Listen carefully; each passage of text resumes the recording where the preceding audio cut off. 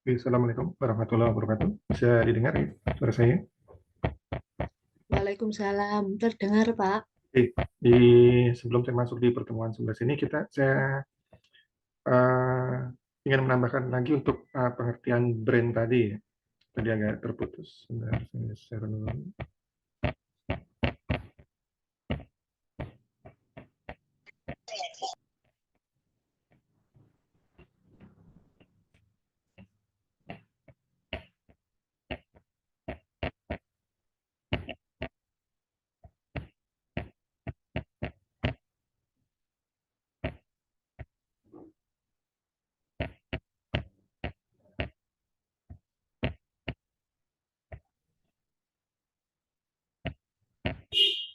Ya, membangun kitas merek berdasarkan manajemen tadi.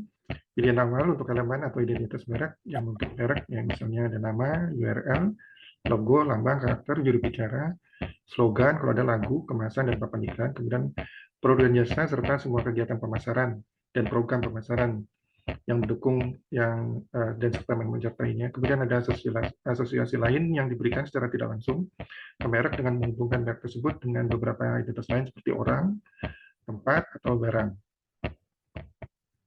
Di sini membangun merek yang keempat, sorry, tadi ada lanjutannya. Keempat, dengan memilih elemen merek. Jadi elemen merek ini adalah alat pemberi nama dagang yang mengidentifikasikan dan mendiferensiasikan merek, atau membedakan ya, mengidentifikasi dan membedakan merek. Misalnya lipstick color stain, ini membuat konsumen berpikir lipstick akan bertahan lama tanpa perlu melihat produk dan merek. Jadi contohnya saya ulang tadi, contohnya untuk lipstick color stain membuat konsumen berpikir lipstick akan tahan lama tanpa perlu melihat produk. Kemudian ada merek snackware, di sini adalah makanan ringan yang sehat. Kriteria pilihan elemen di sini yang pertama harus dapat dilihat, kemudian berarti dapat disukai, dapat ditransfer, dapat disesuaikan, dan dapat dilindungi. Jadi yang tiga pertama dapat diingat, kemudian berarti dan dapat disukai ini hubungannya dengan pembangunan merek. Kemudian dapat ditransfer, dapat disesuaikan, dan dapat dilindungi. Ini berhubungan defensif dan berhubungan dengan cara mempengaruhi dan melindungi ekuitas elemen merek. Jadi penjelasannya saya taruh di bawah di sini. Dapat diingat artinya seberapa mudah elemen merek itu diingat dan kenali. Jangan sampai merek tersebut susah diingat oleh pelanggan atau konsumen. Kemudian di sini harus berarti elemen itu berarti jadi apakah elemen merek itu kredibel dan mengindikasikan kategori yang berhubungan dengannya. Apakah elemen merek menyiratkan sesuatu tentang bahan produk atau tipe orang yang mungkin menggunakan merek. Kemudian dapat disukai di sini artinya seberapa menarik ketika elemen merek. Apakah elemen merek itu dapat disukai secara visual, secara verbal, dan cara lain. Kemudian elemen yang tiga ini harus dapat ditransfer. Jadi apakah elemen merek dapat digunakan untuk memperkenalkan produk baru dalam kategori yang sama dengan atau berbeda. Apakah elemen merek itu menambah ekuitas merek melintas batas geografis dan segmen pasar. Jadi itu beberapa kriteria pilihan elemen merek. Yang pertama, dalam hubungannya depan merek harus dapat diingat, berarti elemen tersebut harus berarti dan dapat disukai. Kemudian dalam hubungannya defensif dan berhubungan dengan mempengaruhi dan melindungi kualitas elemen merek, ini harus dapat ditransfer, elemen tersebut dapat disesuaikan dan dapat dilindungi.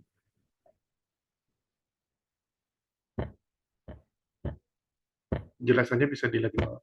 Untuk strategi merek di sini yang pertama bisa dilakukan secara perluasan lini, kemudian yang kedua, strategi yang kedua, dapat perluasan merek, dan yang ketiga, strategi multi merek. Perluasan lini di sini, perluasan lini dapat dilakukan para pelaku usaha dengan cara menambahkan varian baru pada produk mereka. Salah satu produk yang telah menggunakan strategi ini adalah produk Sempo Sunstick misalnya. Jadi Sempo Sunstick ini sempo untuk rambut rontok. Ada juga tambahannya untuk produk sunstick lainnya yaitu rambut berketombe, rambut beringat, rambut berminyak, dan lain sebagainya. Jadi salah satu produk ya menggunakan perluasan lini di sini. Jadi perluasan lini dengan menambahkan varian baru pada produk mereka. Jadi produk sunstick, saya teman kalian ini.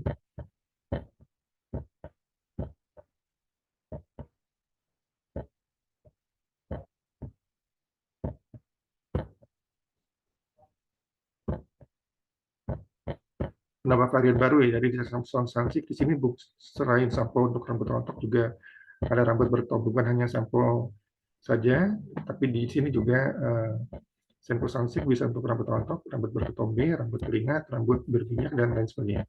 Kemudian strategi kedua, perluasan merek di sini dilakukan oleh perusahaan besar untuk menguasai pasar. Misalnya di sini sabun mandi Lifebuoy dikembangkan menjadi sabun pencuci tangan.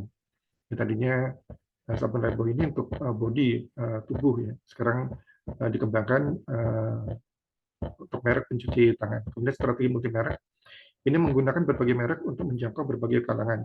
Jadi misalnya Indofood dengan Indomie, Permi, Sarimi dan sebagainya. Ini grup di sini, satu grup di sini. Kemudian strategi berikutnya keempat yaitu membuat merek baru. Dilakukan jika perusahaan meluncurkan merek lain, merek baru. Ya. Misalnya Coca-Cola meluncurkan merek Presti untuk produk tehnya. Kemudian menggabungkan merek, strategi yang kelima, menggabungkan merek di sini dilakukan perusahaan dengan menggabungkan merek yang sudah terkenal, misalnya Aqua, Danone misalnya. Jadi Aqua ini biasanya untuk air minuman ya. Sekarang ada makanan namanya Aqua Danone. Itu tambahan untuk pertemuan 10. Sekarang saya masuk di pertemuan 11-nya.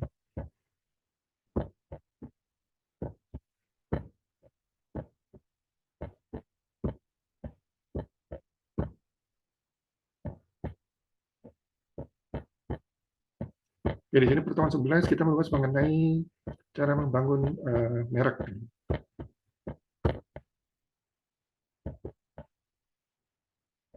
Membangun merek atau membangun brand di sini.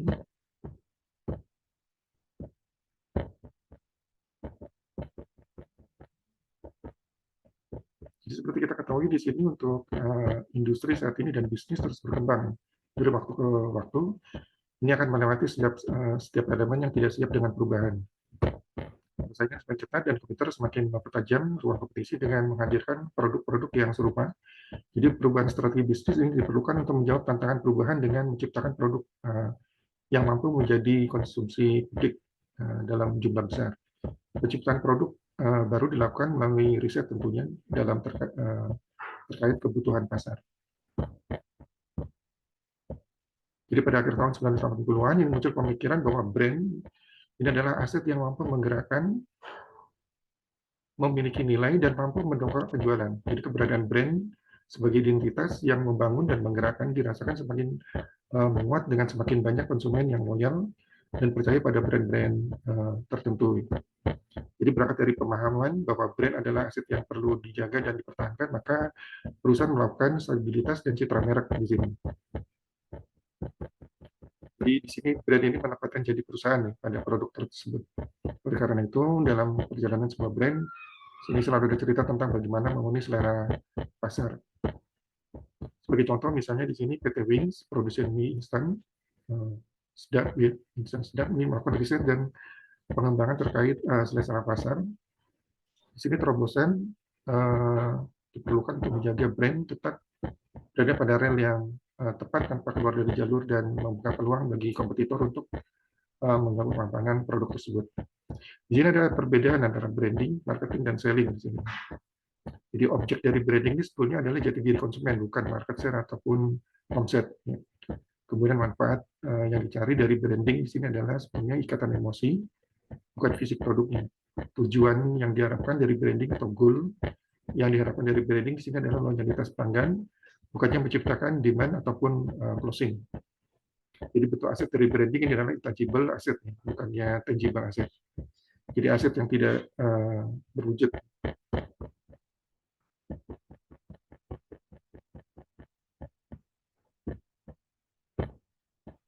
Di sini ada beberapa metode untuk pengembangan brand. Ada 3 metode yang untuk pengembangan brand.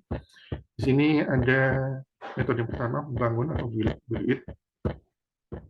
Kemudian metode kedua, melekatkan atau join it. Yang tiga, menjaga ekuitas brand. Di sini metode yang pertama, ya, dalam membangun sebuah brand, ini disampaikan oleh Nastain tahun 2017 dalam bukunya.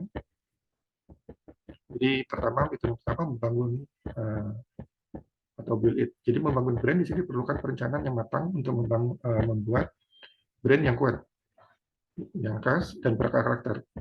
Jadi bangun brand ini dapat dilakukan dengan berbagai macam publikasi, baik secara langsung direct media maupun secara tidak langsung direct media.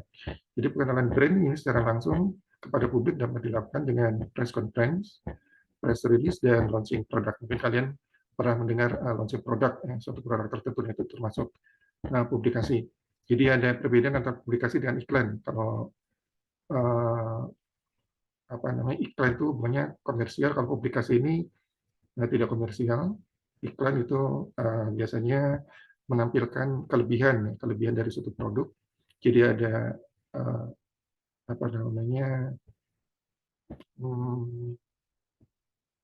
pembelaan atau semacamnya untuk suatu produk tersebut. Sedangkan kalau publikasi menampilkan apa adanya, iklan itu ada biaya, dan kalau publikasi tidak ada biaya. Jadi biasanya untuk brand ini lebih kuat apabila ditampilkan melalui publikasi dibanding dengan iklan. Karena kalau publikasi ini biasanya informasinya apa adanya, tidak ada pembelaan terhadap suatu produk atau mencerminkan segi menampilkan sisi positif dan sebagainya. Jadi kalau publikasi itu apa adanya.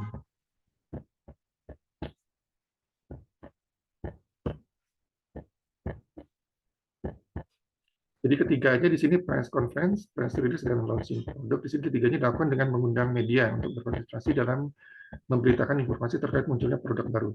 Nah, dalam hal ini iklan juga diperlukan ya. Jadi iklan di berbagai media, baik offline maupun online, harus dilakukan juga. Mengingat daya jangkau media yang luas dalam satu dekade terakhir, misalnya peran TV dan surat kabar yang pernah merajai iklan produk, kini mulai sudah tergeser dengan hadirnya beragam macam media online di sini.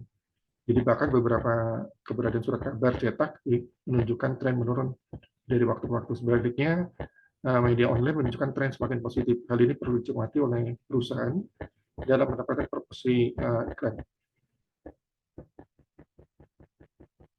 Jadi penggunaan media secara tidak langsung ini dapat dilakukan dengan opini leader untuk menyebarkan informasi dan membentuk opini leader publik. Opini leader ini biasanya tokoh yang dikenal secara luas oleh masyarakat dan mempunyai kredibilitas dalam bidangnya masing-masing. Jadi opini leader di sini juga disebut sebagai brand ambassador, sebagai ujung tombak perusahaan dalam memperkenalkan produk kepada konsumen.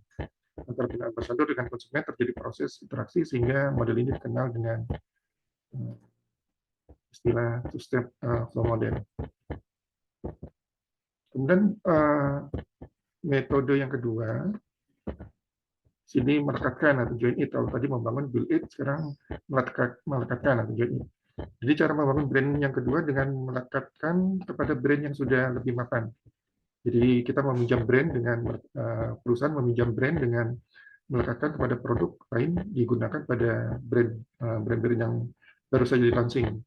Selain untuk mendongkrak penjualan, juga dapat digunakan sebagai strategi memperkenalkan brand produk kepada konsumen. Jadi cara ini biasanya dilakukan oleh produsen grup suatu perusahaan yang mempunyai banyak produk, sehingga antara produk yang satu dengan produk yang lain dapat saling mendukung. Biasanya produk baru disertakan dalam penjualan produk yang lebih mapan sebagai bonus. Jadi contohnya misalnya di sini memperkenalkan dan mendongkrak penjualan produk minuman Floridina. Mungkin kalian pernah melihat atau mengkonsumsi minuman Floridina. Ini dimasukkan dalam bonus sebagai pembelian Suklin karena ini dalam satu grup. Jadi selain meminjam dan menggabungkan dengan produk lain yang sudah lebih mapan, ini punya manfaat lain yaitu mencoba meningkatkan kepercayaan publik berdasarkan kesamaan nama-nama besar produsen. Jadi di kalangan konsumen ada beberapa yang memiliki pemikiran fanatik terhadap produsen. Jadi apapun yang diproduksi oleh produsen tersebut biasanya sudah menjadi jaminan mutu. Misalnya konsumen yang puas dan percaya dengan merek Mercy, maka seri apapun yang dirilis oleh Mercy diyakini pasti memiliki kualitas yang bagus. Demikian juga misalnya dengan merek Honda, apapun yang di launching merek Honda oleh Honda pasti dianggap bagus. Kemudian metode ketiga dalam membangun brand yaitu menjaga kualitas brand. Jadi kualitas brand di sini untuk meningkatkan nilai produk yang melekat pada brand sebagai hasil dari dukungan pelanggan untuk brand tertentu. Dalam perspektif perusahaan, nilai ekuitas sangat terkait dengan eksistensi produk. Perusahaan ini berusaha mendapatkan nilai produk pada posisi penting dalam perspektif konsumen. Jadi semakin nilai tinggi, semakin dinilai penting oleh konsumen atau oleh pelanggan, maka akan semakin menempati posisi prioritas itu dijadikan alasan membeli suatu produk oleh pelanggan atau konsumen. Peningkatan nilai brand karena adanya upaya yang bersifat generis dan sistematis. Peningkatan nilainya harus dibangun dengan serius dan disesuaikan dengan target dan perencanaan perusahaan dengan secara matang. Penentuan segmentasi pasar perlu dilakukan juga untuk meningkatkan kebutuhan konsumen sebagai langkah awal untuk menaikkan nilai brand. Selain itu, perusahaan ini juga harus melakukan upaya terus-menerus dan membangun opini publik secara masif sehingga mampu meyakinkan publik bahwa produk tersebut penting dan memiliki keharusan untuk dikonsumsi. Misalnya saja di sini dicontohkan susu sapi, melakukan upaya membangun opini publik secara terus-menerus dan masif memberikan informasi tentang pentingnya susu sapi dan beragam manfaat. Jadi seolah-olah tanpa minum susu sapi setiap hari, maka masyarakat dapat kehilangan sesuatu yang sangat penting. Jadi ketika opini sudah terbangun dan semua elemen percaya bahwa minum susu itu bukan sekedar bermanfaat buat kesehatan dan imunitas, tapi juga mampu meningkatkan kecerdasan. Jadi maka masyarakat di sini akan membeli produk susu sapi, bahkan menempatkan produk susu sapi sebagai prioritas belanja. Jadi selain menggunakan iklan dan promosi secara masif, pembutuhan opini publik ini juga penting, membutuhkan data-data riset akademis untuk meyakinkan konsumen. Jadi merujuk pada teori kebenaran dalam filsafat pragmatisme, John Dewey mengatakan bahwa salah satu metode untuk menguji kebenaran informasi adalah dengan teori koherensi, yaitu mencoba mencari keterkaitan antara proposi-proposi yang logis. Di sini nilai kualitas dalam perspektif perdagangan atau perspektif ini menempatkan produk pada kemampuan bersaing dengan kompetitor. Di sini marketing perlu menghadirkan kompetisi antar produk. Jadi hampir tidak ada produk yang menjadi pemain tunggal dalam dunia marketing karena semua produsen berlomba untuk saling saya teman-teman dulu.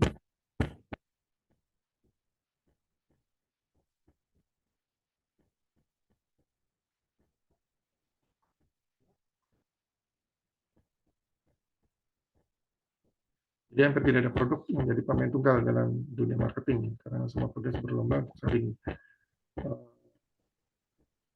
dengan produknya agar sesuai dengan segmentasi produknya. Produk pemenang biasanya diidentifikasi dengan meningkatnya kesadaran merek, brand awareness, jadi yaitu kesanggupan konsumen untuk mengenali produk atau mengingat kembali brand dari suatu produk atau jasa perusahaan. Dalam perspektif konsumen di sini secara individu, nilai ekuitas sebuah brand ini dapat terlihat dari brand awareness konsumen terhadap produk.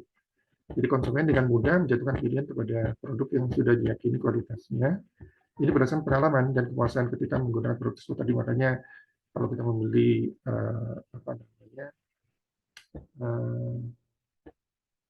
baju, misalnya ada kamar pasnya, kemudian makanan ada food testernya, termasuk domestik ya, ada testernya juga. Kemudian setiap konsumen di sini memiliki tipikal tersendiri dan individualistik terhadap sebuah produk. Contohnya misalnya sebuah produk sabun cuci baju. Seorang konsumen sangat menyukai atau memiliki kepuasan dengan banyaknya busa yang dihasilkan oleh sabun cuci tersebut. Namun konsumen lain mempunyai kepuasan dengan keharumannya. Oleh karena itu perusahaan sebagai penyedia produk dan jasa ini harus melakukan riset kepuasan pelanggan dan ekspektasi pelanggan terhadap sebuah produk. Apa yang diinginkan sebetulnya oleh pelanggan. Di sini ada positioning, diferensiasi, dan brand. Jadi sebab berikut ini akan membahas mengenai positioning, menempatkan produk pada benak konsumen, kemudian diferensiasi brand model, PDB model, untuk menciptakan merek yang kuat. Jadi merek ini perlu diposisikan dalam benak konsumen dengan membuat pembeda diferensiasi. Dengan adanya pembeda ini, maka merek akan mempunyai integritas sehingga disebut sebagai brand integrity. Agar pembeda ini selalu diingat oleh konsumen, maka perlu diberi nama. Dengan adanya nama akan menimbulkan citra merek, sehingga disebut sebagai brand image. pertama perlu diingat kuat dalam otak konsumen sehingga perlu diposisikan dalam benak konsumen. Jadi proses memposisikan dalam benak konsumen ini dikenal sebagai identitas merek sehingga atau sering disebut dengan brand identity. Kemudian pengertian positioning sebenarnya sudah saya bahas ini ya saat kita membahas mengenai strategi atau perilaku konsumen. Jadi ada segmentasi, targeting, dan positioning atau biasa kita istilahkan SDP itu satu bentuk strategi. Jadi sebelum kita membuat suatu strategi pemasaran, kita harus terlebih dahulu mensegmentasi, mentarget, dan melakukan positioning produk. Jadi positioning di sini sebelum melakukan positioning, langkah pertama yang perlu dilakukan adalah membuat segmentasi. Ya, jadi segmentasi, target, baru positioning. Jadi sebelum melakukan positioning, langkah pertama yang perlu dilakukan adalah membuat segmentasi. Jadi segmentasi ini merupakan proses kreatif pengelompokan pelanggan pada tipe yang sama untuk kebutuhan dan respon terhadap hasil pemasaran berdasarkan variabel statis dan variabel dinamis. Variabel statis di sini adalah geografis, demografis, sedangkan variabel dinamisnya adalah psikografis dan behavior. Itu yang hal-hal yang mempengaruhi kita perhatikan dalam segmen. Jadi segmentasi disebabkan berdasarkan faktor geografis, demografis, psikografis, dan behavior. Dan dalam hal ini, geografis dan demografis ini ada variabel statis, dengan psikografis dan behavior ada variabel dinamis. Segmentasi geografis adalah proses pengelompokan pelanggan berdasarkan faktor geografisnya, seperti daerah, iklim, dan penataan permukaan bumi. Segmentasi ini menjawab pertanyaan di mana pelanggannya.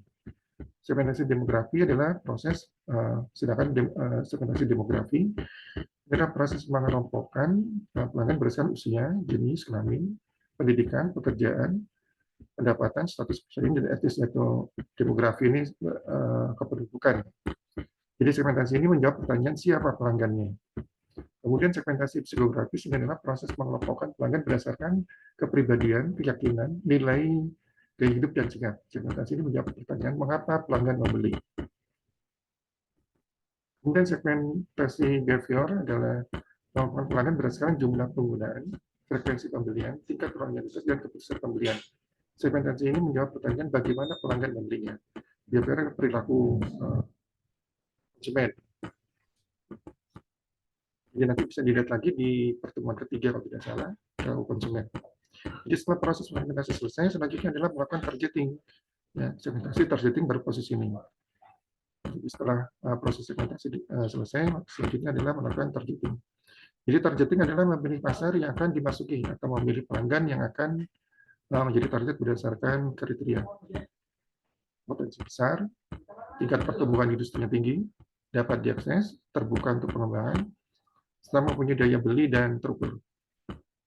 Ini dalam memilih target, jadi harus berdasarkan kriteria potensinya besar, tingkat pertumbuhan industrinya tinggi, dapat diakses, terbuka untuk pengembangan, mempunyai daya beli dan terukur.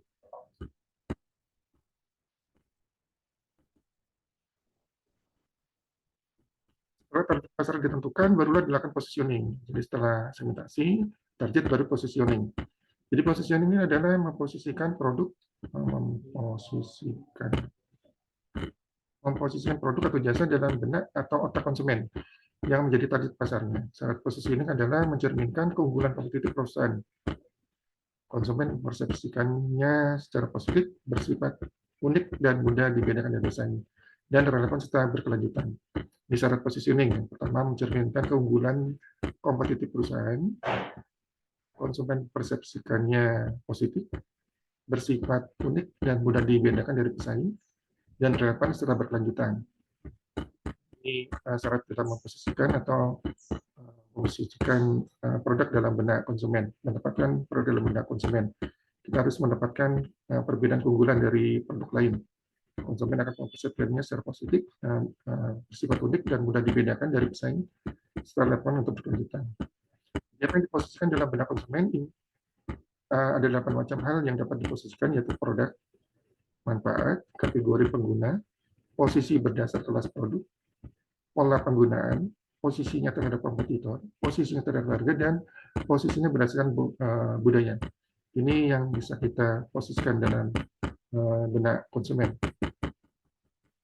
Posisi ini dapat digunakan untuk memperkuat posisinya sendiri, mencari dan merebut posisi baru. Posisikan menggeser serta bisa juga melakukan reposition, mengubah, dan produk ladders atau jenjang produk. Berikut ini merupakan tips praktis untuk mengkomunikasikan positioning pada calon pembeli. Pertama, kita buat dengan kreatif, secara kreatif. Misalnya di sini sampurna hijau, rokok komunitas masyarakat bawah dengan geng hijau, doset dulu. Ini identik dengan kejernihan suara. Dan Oreo, makanan ini, snack Oreo dengan ritual makan biskuitnya bisa diputar, dijilat, dan dicelup.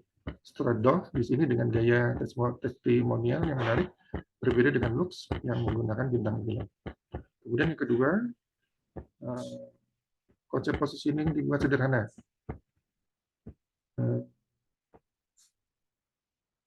Simplicity di sini. Contohnya British Petroleum, Beyond Petroleum, dan Cosmopolitan. Fun Fearless, female menunjukkan identitas baru wanita Indonesia yang modern, dinamis, mandiri, percaya diri, positif, berani, dan yang ketiga, tips yang ketiga di sini konsisten yet fleksibel. Jadi positioning paradoks artinya satu sisi harus selalu konsisten dalam pengembangan positioning. Namun di sisi lain juga harus cepat diubah jika sudah tidak layak lagi. Contohnya sabun Lux dengan konsisten mengkomunikasikan sebagai sabun kecantikan para bintang film dengan endorser bintang film cantik dan di era-nya mulai dari misalnya Widiawati, Widya Yasa, Tamara Lulinsinski, kemudian ada lagi Dian Sastro, Luna Maya, dan seterusnya. Kemudian Extra Joss dengan biangnya minuman Grand. Kalau dulu segmennya adalah super truk, pekerja keras, mengubah ngos jadi Joss, kini adalah generasi biang yang ditunjukkan melalui tokoh-tokoh yang menjadi tren di era mulainya dari Ahmad Dhani, ya. Sarah Seksan, kemudian Taufik Hidayat, Jiwo Tejo, dan seterusnya. Tips yang keempat di sini on dominate protect, jadi positioning diharapkan memiliki satu atau beberapa kata ampuh yang tertanam kuat dalam benak konsumen dengan cara mendominasi kategori tersebut dan melindungi posisi tersebut dari serangan pesaing. Contohnya Honda, rajinnya motor bebek, misalnya. Sosro, ahlinya teh. Jadi apapun makanannya, minumannya, teh sosro misalnya.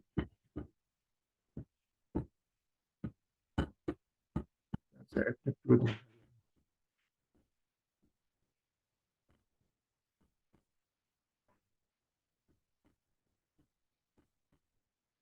Kemudian tips yang kelima dalam membuat positioning, use their language. Jadi positioning sebaiknya menggunakan bahasa pelanggan. Contohnya, Stradon, pancen oye. Dengan dalang mantap misalnya untuk sudah semua. Kemudian pos kota secara konsisten membidik masyarakat kelas bawah sehingga menggunakan bahasa sederhana dan penuh warna, namun dengan kualitas cetakan dan kertas apa adanya. Kemudian yang kedua diferensiasi, ya. Kalau tadi positioning,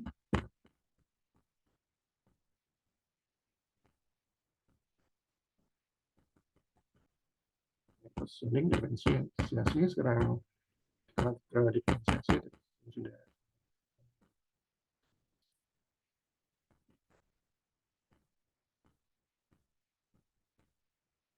Diferensiasi itu pembeda di sini. Sebelum melakukan positioning, maka pertama yang perlu dilakukan adalah membuat segmentasi. Sebelum segmen, lakukan dulu segmentasi dan targeting. Segmentasi merupakan proses kreatif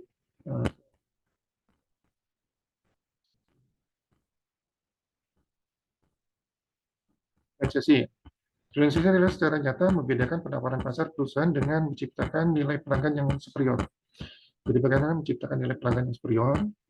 Sini Herman Kertajaya dengan jelas menunjukkan dengan mengintegrasikan konten, konteks, dan infrastruktur dari apa yang ditawarkan kepada pelanggan. Sini konten ini membedakan diri dari pesaing berdasarkan apa yang ditawarkan. Frame kepada pelanggan. Konten bagian dari tangible. Ini adalah ayam goreng karasan atau ayam baberek, mungkin kalian pernah dengar. Ini mengandalkan diferensiasi melalui konten, yaitu rasa yang lebih enak dan gurih. Agak manis khas Jawa dengan permukaan yang renyah namun dagingnya tetap empuk. Kemudian konteks membedakan diri dari pesaing berdasarkan cara penawaran value. kepada pelanggan. Untuk kepada pelanggan, konteks bagian touchable di sini. Contoh misalnya McDonald's yang mengandalkan penawaran ayam goreng dengan cara penyajian yang lebih cepat, dengan menyediakan jam kasir yang menghitung selama 60 detik, outlet yang bersih dan suasana yang bersifat kekeluargaan.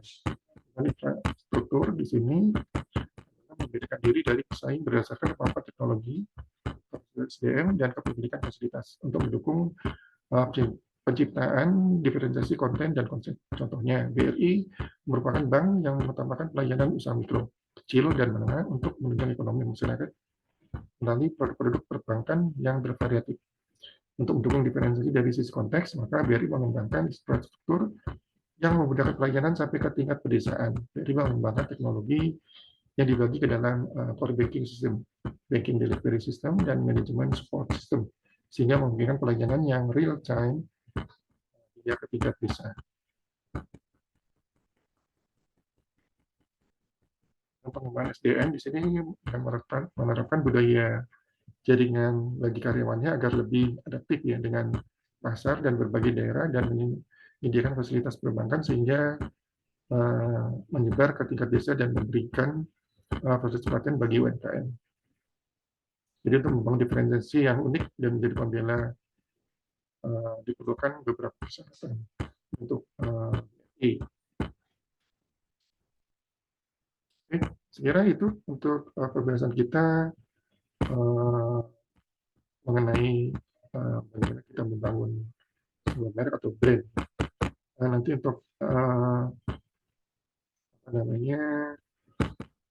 materinya akan saya share di e-learning, kalian bisa download nanti.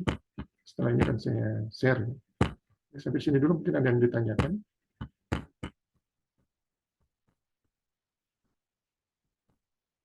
Yang baru masuk nanti bisa menyesuaikan saja ya.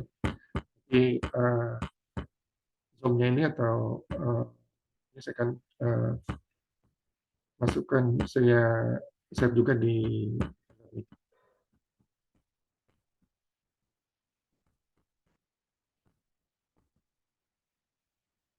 jadi ini kalau tidak ada pertanyaan, mungkin saya akhiri dulu sampai sekian dulu. Nanti kalau memang ada pertanyaan, mungkin setelah membaca lebih detail kalian bisa kalian tanyakan, bisa melalui